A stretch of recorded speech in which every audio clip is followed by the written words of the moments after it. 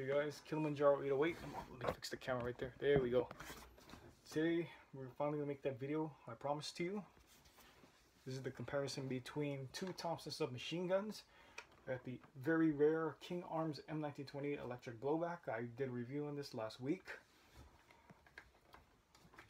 This is a pre-production model, doesn't have any trays or anything like that. I wish mine had that, but I'm overall satisfied with it.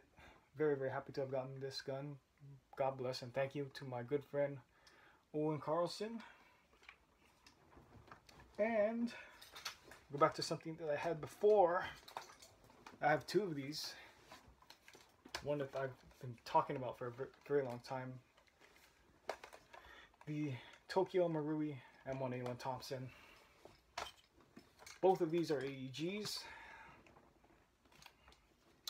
Okay, so we're going to start off with the older Thompson. Starting at the beginning of World War II, this was a standard issue submachine gun for both US and British troops. The British were actually seen more with the 1928 Thompsons. The Americans more or less had the M1928A1 by the wars, the beginning of the war, from Pearl Harbor up until, you know, from Pearl Harbor to Wake Island to the Philippines and Guam. We're talking, you know, early war. The British, being in the war a lot longer, were equipped with the 1928 Thompsons and the 1928A1 Thompsons, and they used it well throughout the war. Before it, you know, even when the Sten replaced the Thompson. And same goes for, you know, the US. We were still using the Thompson even long after the grease gun had replaced it. So we'll start with the stock. You see, it's very thick for one. It's angled very differently. And the production models actually have a crossbolt that goes right through here. Mine is a pre-production model or a prototype, so it doesn't have that on here, although I have seen some real 1928 Thompsons without the crossbolt that goes through here. The butt plate comes off with two flathead screws. I messed that up in the review. There's a sling mount back here. The receiver is a lot different from the M1A1, which you'll see in just a little bit. In being that it's flat, it's a lot bigger, thicker. You got the charging handle on top. The notch is cut right here in the middle, so that way you can, again, sight the weapon. You can see down the middle. The earlier 1928 Thompsons didn't have this. They figured out by cutting the middle here of the charging handle, you can actually see down the weapon. And it carried over to the 1928A1 model. You've got the rectangular type sight wings and the Lyman style flip up rear sight. It's adjustable for height, for elevation and windage by turning this knob here. Again, I personally like it down here. The fire controls, the selector switches, again, as I mentioned in the review, they were a lot different. They also click into place nicely. The mag release is pretty much the same. The magazines, takes any type of Airsoft Thompson mag you think of. This one happens to be a Matrix 210 round high capacity magazine that looks like a 20 round mag. Again, I don't know what this piece is called over here. It's different from the Tokyo Marui one. If anyone can tell me what that is, I'd be happy to know what that's called. The Hopup, I forgot to mention this in the review, it's the same as the Marui or any type of Airsoft AEG Thompson. Hopup is located right here by the shell deflector. Or the ejection port, I should say, sorry. Okay, now on the real 1928 Thompsons, the magazine, the drum magazine loaded in sideways, not straight up. So you would actually see kind of like a notch over here on the real 1928 Thompsons. So the Denex version has that. The Denex is it's a replica gun. It doesn't fire anything. It looks and feels, it functions like a real Thompson minus the firing. So I was actually thinking of getting one of those. You can look it up on Google and all that. Now we're going to see some noticeable difference from this point on, apart from the receiver and the charging handle and lineman rear sight. You got a finned barrel right here. These are cooling fins, so when you fire the weapon on fully automatic, okay, we got enough time. This will help cool down the barrel, because this gun has the real gun has a cycling rate of 750 rounds per minute. So these help stop that. You got a vertical grip, vertical foregrip. The 1928 model had the handguard in its place. It's really the only noticeable difference, and different trades, of course. And we got the cuts compensator flash hider with the front sight built into it. And now, so we go from, well, the Brits were using these from 1939.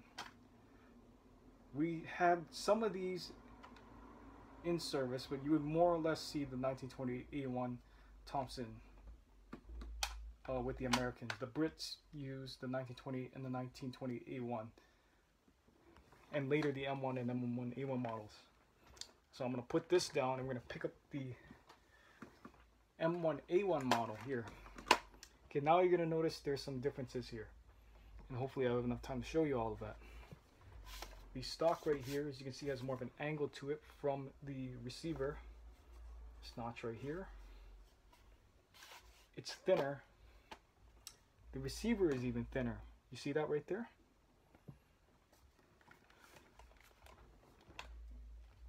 It doesn't have the ability to take a drum magazine like the 1928. It can only take stick mags, both on the Airsoft version and the real version. The selector switches look more like the hands of a clock, if you know what I'm saying, if you catch my drift. They click into place really nice. The mag release is pretty much the same. So basically what you're looking at is an evolution. Or for someone like me who likes the older Thompson a little bit more, how can I put this? A simplification. They needed to simplify the weapon over time because of cost and materials. You know, I think by the time this weapon came out, it was already 1944. We were full swing, you know, in the war in Europe, the war in the Pacific, and we needed to find ways to make the weapon not only more user-friendly, but more simple to produce and to get out onto the fields and the front lines to our troops. So the charging handle is now on the side here, rather than being on the top. These sight wings are more rectangular. You've got a pistol blade type on the top and a hole in the bottom. Your barrel is different. It no longer has the cooling fins. The internals were reworked. The front sight sits higher than it did on the older model. You now have a handguard in place of the vertical foregrip, which this carries over from the 1928 A1 model.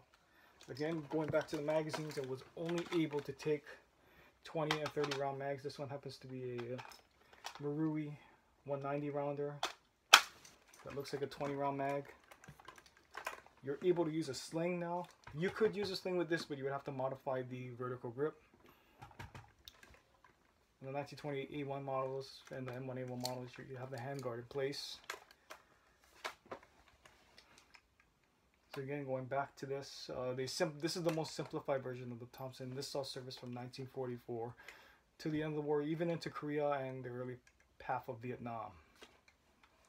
So that's pretty much identically the difference between the two Tommy guns. Leave a comment below and tell me which one you like the most. And I might get a little political here, but King Arms, if you're listening, Aries also, if you're listening, please, please, please, if you can, we want to get another batch of these electric blowback Thompsons. If you mean, I'm willing to put out like a petition or something like that, or even a collection of signatures, because we need to do more early and mid-war impressions, and there's a handful of people who want these.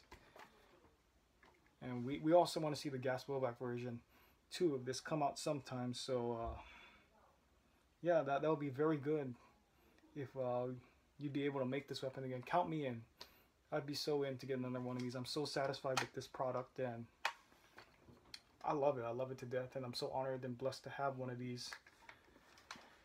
Otherwise, we're stuck with Denix replica guns. Not to say that's a bad thing, but that pretty much leaves us the only option. Is to get a Denix M1928. Which again is not bad, but that's pretty much the only option at this point. So King Arms, Aries, G&G for listening. We want M1928 Thompsons. Done correctly like this. And also, if you guys are looking for a nice M1A1, apart from the WWII M1A1 gas blowback, get your hands on the Tokyo Marui M1A1. You won't be disappointed. This thing has upheld the test of time for me. I've always wanted one since I was like